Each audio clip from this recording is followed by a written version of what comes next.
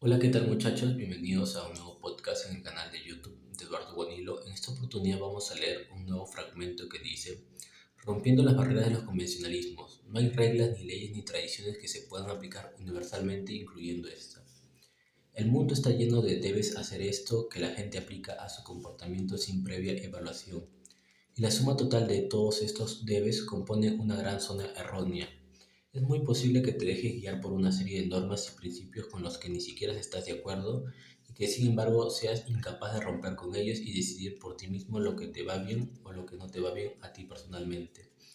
No hay nada absoluto, no hay normas ni leyes que siempre tengan sentido o que sean beneficiosas para todos en todas las ocasiones. La flexibilidad es una virtud mayor y sin embargo puede que te sea difícil e incluso imposible que brotan una ley inútil o violar una tradición absurda. El condicionamiento a la sociedad o medio cultural puede ser muy útil a veces, pero si esto es llevado a un punto extremo, puede convertirse en una neurosis, particularmente si el resultado de esta adaptación a los debes hacer esto o aquello es la infelicidad o la depresión o la ansiedad. De todo esto no se puede deducir ni tampoco se trata de sugerir de manera alguna que tu actitud debe ser la de desprecio a la ley o de romper las reglas principalmente porque te parece lo apropiado en un momento dado. Las leyes son necesarias y el orden es parte importante de la sociedad civilizada. Por la obediencia ciega a los convencionalismos es algo completamente distinto, algo que puede ser mucho más destructivo para el individuo que el hecho de violar las leyes. A menudo estas leyes son absurdas y las tradiciones dejan de tener sentido.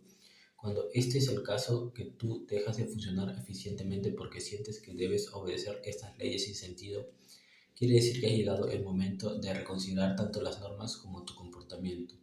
Como dijo una vez Abraham Lincoln, nunca tuve una política que pudiese aplicar siempre, simplemente trataba de hacer lo que me parecía sensato en el momento preciso. No fue nunca esclavo de política determinada que tuviera que ser aplicada en cada caso, aunque ésta hubiese sido concebida en esta intención.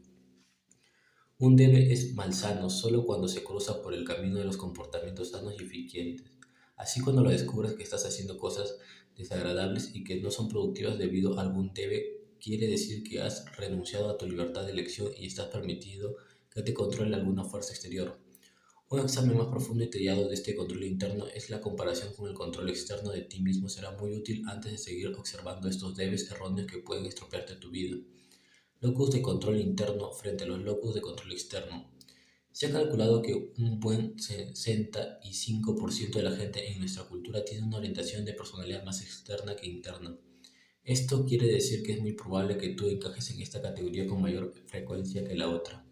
¿Qué quiere decir ser externo en tus locus de control? En esencia, ser externo quiere decir que tu responsabilidad de tu estado emocional en tus momentos presentes a alguien o algo externo, o sea, algo que está fuera de ti. Si te preguntaran por qué te sientes mal y tú contestaras con respuesta como: mis padres me tratan mal, ella me ofendió, mis amigos no me quieren, no tengo suerte, las cosas no me van bien, ello significa que estás dentro de la categoría externa. Y por lo mismo, si te preguntaran por qué eres tan feliz y te contentaras: mis amigos me tratan bien, mi suerte ha cambiado, nadie me fastidia, todo me sale bien. Las personas que tienen un locus de control interno es la que coloca firmemente sobre sus propios hombros toda la responsabilidad por lo que él mismo siente, y este tipo de persona es muy rara dentro de nuestra cultura. Al contestar este tipo de preguntas, contesta con respuestas interiores dirigidas para hacer lo que me digo a mí mismo es un error. Le doy demasiada importancia a lo que dicen las demás personas. Me preocupa lo que pueda decir la gente. No soy lo suficientemente fuerte para evitar la desgracia. No tengo habilidad suficiente para impedirme a mí mismo no ser desdichado. Del mismo modo, cuando la persona con coherencia interior está en buena situación, contesta con frecuencia: yo así soy. Como por ejemplo: yo trabajé duro para ser feliz. Yo he logrado para que las cosas me funcionen. Me estoy diciendo a mí mismo cosas positivas. Yo soy responsable de mí mismo y es aquí donde quiero estar. Así pues, ha sido una cuarta parte de la gente que asume la responsabilidad de sus propios sentimientos y el resto le echa la culpa a las cosas externas. ¿Dónde encajas tú?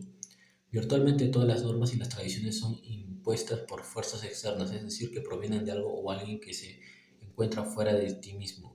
Si estas recuerdas que debes y ser capaz de controlar tú mismo, tú debes preocuparte por las cosas internas, no por las externas. La actitud de un paciente que vino a verme hace poco es un excelente ejemplo de este tipo de pensamiento externamente dirigido. Lo llamamos Bárbara.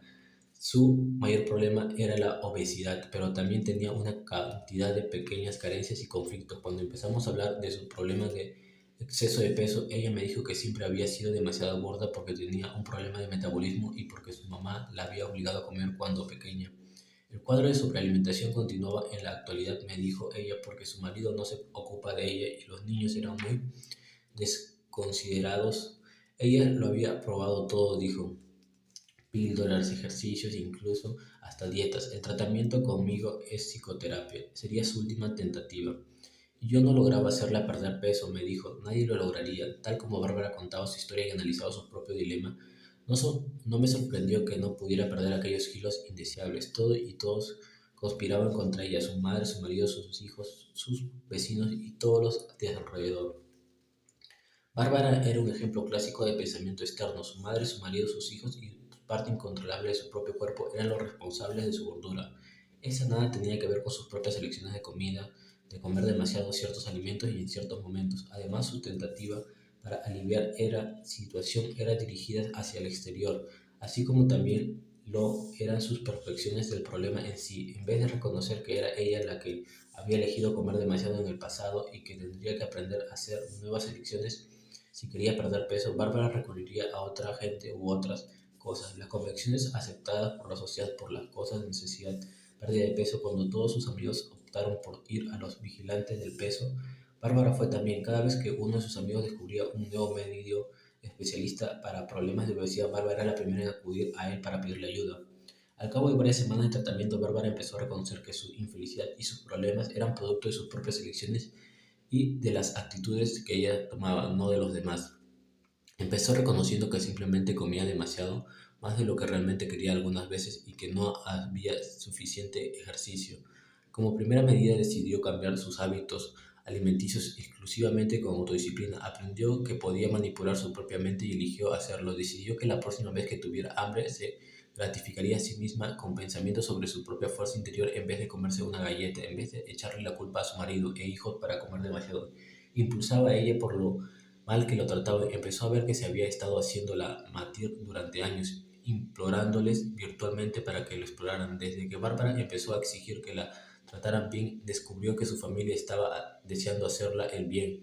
En vez de buscar consuelo en la comida, encontró gratificación y plenitud en relaciones basadas en amor y respeto mutuo. Bárbara decidió incluso pasar menos tiempo con su madre, quien se enterneció al encontrarla que verdaderamente estaba haciendo un cambio en su vida. Cuando Bárbara reconoció que su madre no la dominaba y que podía verla cuando quisiera, no cuando su madre decía que debía hacerla, e igualmente que ella no tenía que cometerse ese trozo de pastel o con chocolate simplemente porque su madre decía que debía comérselo, empezó a disfrutar de los momentos que pasaban juntas en vez de molestarse. Finalmente, Bárbara se dio cuenta de que la terapia no tenía nada que ver con nada que estuviera fuera de ella misma. Yo no podía cambiarla, ella tenía que cambiarse a sí misma. No tomaría tiempo, pero gradualmente, con gran esfuerzo, Bárbara cambió sus debes externos por normas internas basadas en su esfuerzo. Bárbara cambió sus debes externos por normas internas basadas en su propio criterio.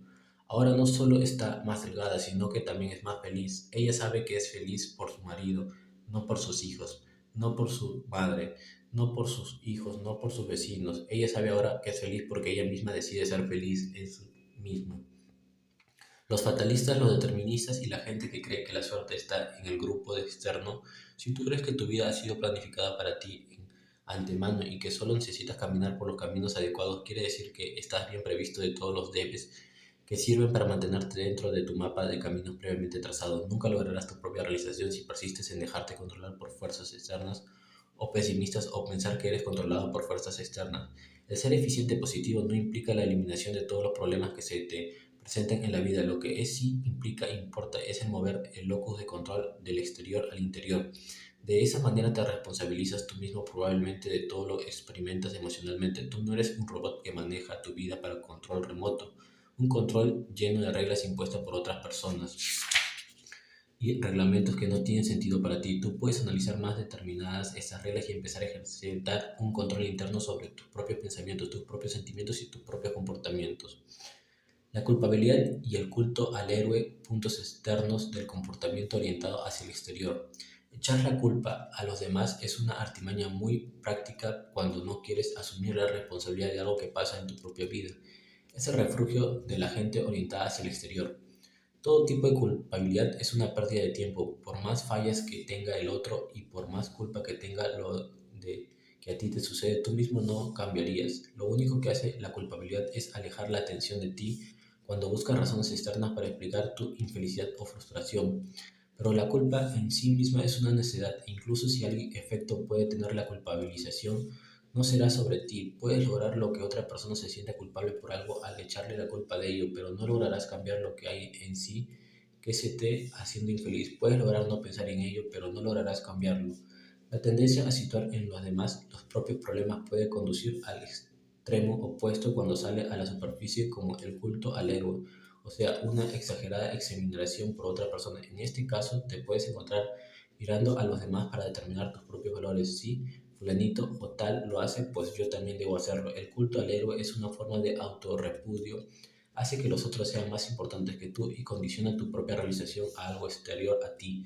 Si bien no hay nada autofrustrante en apreciar y admirar a los demás, sus logros y talentos, esa actitud puede convertir en una zona errónea cuando tú moldeas tus comportamientos en el patrón de los demás. Tus héroes son seres humanos, todos son seres humanos, cada día hacen las mismas cosas que tú. Le pica donde a ti te pica, por la mañana tiene mal aliento igual que tú. El único héroe bueno es un bocadillo de jamón o queso y simplemente porque te los comes.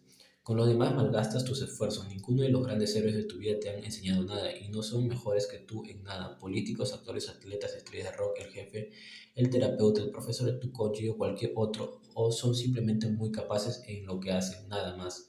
Si tú lo conviertes en héroe, lo encubras a posiciones que están por encima tuyo, es porque estás dentro de la bolsa externa de los que les atribuye a los demás la responsabilidad de las cosas buenas que les pasan y sienten. Si, un, si es un externo, echas la culpa a los demás y por lo otro practicas el culto al héroe. Quiere decir que te encuentras situado en alguna parte de la línea de, podríamos llamar la línea de enfocar en los demás. Culpar a la izquierda, culto a la derecha. Te estás portando como un tonto si buscas fuera de ti las explicaciones de cómo te debes sentir o cómo cosas debes hacer. Darte el crédito de lo que haces y asumir su responsabilidad representa el dar el primer paso para eliminar esta zona errónea. Sé tú mismo tu propio héroe. Cuando logras salir del comportamiento culpabilizador o del culto al héroe, entonces empezarás a trasladarte al lado exterior del andamio al interior. Y en el lado interior no existe debes universales ni para ti ni para otros. La trampa de lo correcto contra lo incorrecto. En este caso, la cuestión de lo correcto contra lo incorrecto no tiene nada que ver con la religión ni con el planteamiento filosófico morales de un bien o un mal a prioricisto. Ese es un tema que debe discutirse en otro contexto. Aquí lo que importa eres tú. El tema de la discusión eres tú, y con tus conceptos del bien o del mal se interponen en tu propia felicidad. Tu bien y mal son tus debes universales. Quizás has adoptado posturas no sanas, como por ejemplo que lo correcto incluye lo bueno y lo justo, mientras lo incorrecto es malo e injusto. Esta es una tontería bien y el mal. Ese sentido no existe. La palabra correcta implica una seguridad, una garantía de lo que si haces de cierta manera, el resultado será necesariamente positivo, pero no hay garantía. Puedes empezar a pensar en el sentido de que cualquier decisión que tomes puede traerte algo diferente o más efectivo o legal, pero en el momento en que empieza a ser una cuestión del bien y contra el mal, caes en la trampa del yo siempre tengo que hacerlo bien o tener razón, cuando no ven bien las cosas o no ven bien la gente. Me deprimo y no soy infeliz. Quizás parte de tu necesidad de encontrar la respuesta apropiada tenga que ver con la búsqueda de la seguridad que tratamos en el capítulo sobre el miedo a lo desconocido. Esta puede ser una parte de tu tendencia general a dicotomizar o a dividir el mundo ordenadamente en externo como blanco o negro, sino bueno o malo, bien y mal. Son pocas las cosas que caben dentro de esta categoría y la mayoría de la gente inteligente ambula por zonas grises, basándose rara vez en las zonas blancas o las negras. Esta proclividad a tener la razón, a estar bien, es muy evidente en el matrimonio y en otras relaciones adultas. Las discusiones se convierten en casi inestablemente en competiciones que dan como resultado que uno o de los involucrados tenga la razón y sea el correcto, y que el otro está equivocado y sea incorrecto. Es muy escuchar la frase como tú siempre crees que tienes la razón o nunca reconocerás que estás equivocado, pero aquí no se trata de razón ni sin razón, de bien o mal. Las personas son diferentes y ven las cosas desde perspectivas diferentes. Si una persona tiene forzosamente que tener la razón, el único resultado posible de su relación con los demás es de crisis o de ruptura de la comunicación. La única manera de salirse de esa trampa es dejar de pensar en esa manera errónea de bien contra el mal. Como le expliqué en Clifford, que discutía a diario sobre todos los temas posibles con su mujer, en vez de tratar de convencer a su mujer de lo equivocada que está, ¿por qué no conversa simplemente sobre temas que no impliquen debes de parte de ella o que estén de acuerdo contigo desde tu punto de vista? Si le permites ser diferente a ti, eliminarás las discusiones incesantes en las que finalmente vale decir frustrantemente pretendes tener la razón. Clifford logró deshacerse de estas necesidades neuróticas y al mismo tiempo el amor y la comunicación volvieron a su matrimonio. Todos los bien y los mal de cualquier índole representan otros tantos debes de una u otra especie y los debes se entrometen en tu camino, especialmente cuando entran en un conflicto con la necesidad de las trampas personas de tener los tuyos también. La indecisión como factor desencadenante del pensamiento en términos del bien y mal. Una vez le pregunté a un paciente si le costaba tomar decisiones y él dijo, bueno, sí y no. Quizás a ti te cueste tomar decisiones incluso por asuntos triviales. Esta es una consecuencia directa de la tendencia a dividir las cosas en categorías de bien y mal. La indecisión proviene de querer tener la razón, de hacerlo bien y de posponer la elección que te impide enfrentarte con la ansiedad de escoger sentir cada vez que te invocas. Cuando hayas logrado eliminar el bien, escoge sentir cada vez que te equivocas. Cuando hayas logrado eliminar el bien y el mal, lo correcto o lo incorrecto cada vez decisión, entonces te será facilísimo tomar decisiones. Si estás tratando de decidir a qué universidad irás a estudiar, corres el riesgo de que te quedes inmovilizado para siempre, incluso después de haber tomado la decisión, porque quizás no era la correcta, más bien optar por no hay universidades perfectas. Si escojo a tales será la consecuencia más probable, mientras que B posiblemente no brinda otras cosas. Ninguna de las dos cosas es justa, la perfecta simplemente es una distinta a la otra y ninguna de las dos te ofrece garantías tales como la elección A, B o C. Igualmente puedes disminuir tu tendencia neurótica a la indecisión pensando que los posibles resultados no serán ni buenos ni malos, ni correctos o incorrectos, ni siquiera mejores o peores, simplemente serán diferentes. Si te compras este vehículo que te gusta, es así, te verás lo que solo es diferente de el ponerte este otro vestido. Cuando logras abandonar esos equivocados y autodestructivos bien y mal, te darás cuenta de que tomar una decisión es simplemente una cuestión de pensar cuáles son las consecuencias que prefieres en un momento presente determinado. Y si empiezas a optar por arrepentirte en vez de tomar una decisión, en vez de decidir que el arrepentimiento es una pérdida de tiempo, ¿por qué mantienes viviéndote en el pasado? Simplemente habrás perdido tomar una decisión distinta en tu próximo momento presente. Decisión de tendrás consecuencias de la decisión anterior, no logro adoptar, pero todo esto debe hacerse sin entrar en marcar estas decisiones dentro de la categoría de bien y mal. Nada es más importante que cualquier otra cosa. El niño en la playa recoge conchas del mar para su colección. No hace nada ni mejor ni peor que lo que hace el presidente de General Motors cuando toma una decisión importante para la marcha de la compañía. Son diferentes cosas y nada más. Tal vez creas que las ideas equivocadas son malas y que no se deben expresar, mientras que se deben apoyar, alentar las ideas que se consideren buenas o correctas. Tal vez con tus amigos o con tus cónyuges o con tus niños digas, si algo no se expresa correctamente o no se hace bien, no vale la pena expresarlo o hacerlo, pero sí es aquí donde echar peligro. Esta actitud autoritaria puede conducir a la formación de un Estado totalitario cuando alcanza proporciones nacionales e internacionales. ¿Quién dice que lo que está bien y quién dice que lo que está mal está mal? La ley no decide si algo está mal, solo si es legal. Hace más de un siglo declaró Georgetown Mill, nunca podemos estar seguros de que la opinión que tratamos de acallar sea una opinión falsa y si estuviéramos seguros también seríamos incorrectos a callarla.